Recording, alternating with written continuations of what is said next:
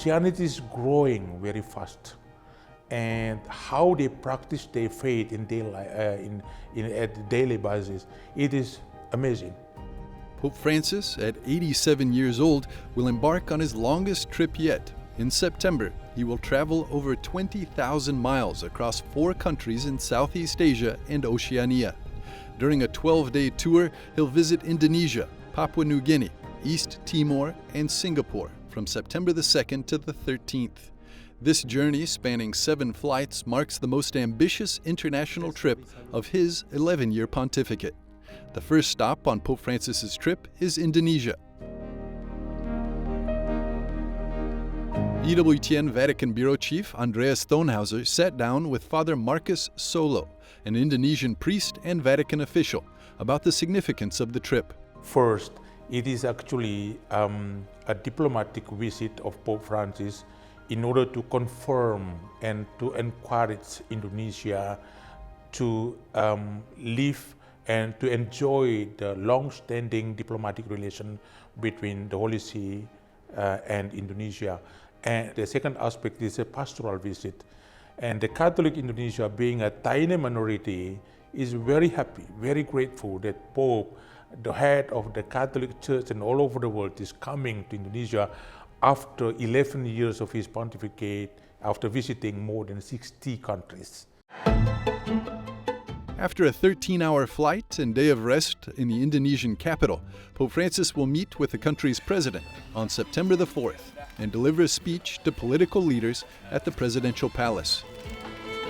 The Pope will also visit Jakarta's Cathedral of Our Lady of the Assumption to meet with bishops, priests, religious sisters, and seminarians after a private meeting with local Jesuits.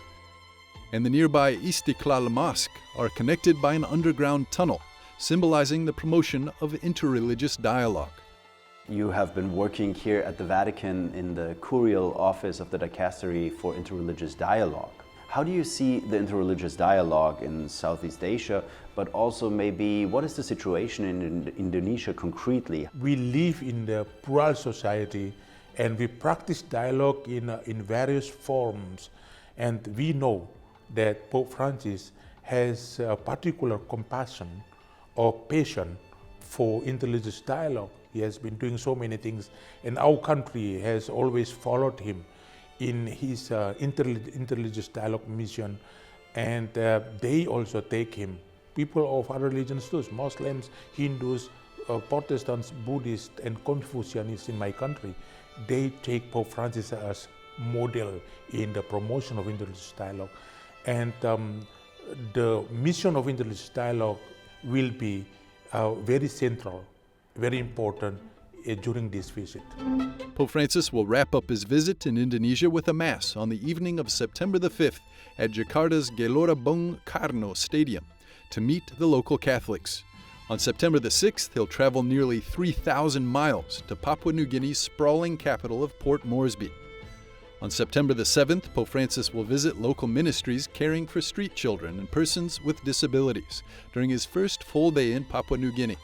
He will also address local political authorities and then local clergy. The next day, the Pope will meet with the Prime Minister and preside over Sunday Mass at Port Moresby's Sir John Guy's Stadium. He will then fly to Vanimo, a city in the northernmost province of Papua New Guinea, where he will greet local missionaries and address local Catholics in front of the Holy Cross Cathedral before flying back to the capital city on Sunday night. Pope Francis will travel to East Timor on September the 9th. Unlike neighboring Indonesia, East Timor is more than 97% Catholic. In Dili, the country's capital, Pope Francis will visit children with disabilities, meet local clergy and religious in the Cathedral of the Immaculate Conception, give a speech at the presidential palace, and preside over Mass on the esplanade of Tachi Tolu over the course of 2 days. The Pope's final stop before returning to Rome will be Singapore, the country with the highest GDP per capita in Asia and the second highest population density in the world. Cardinal William Goh, Archbishop of Singapore, emphasized the significance of the Pope's visit. The theme of evangelization is very dear to the heart of Pope Francis.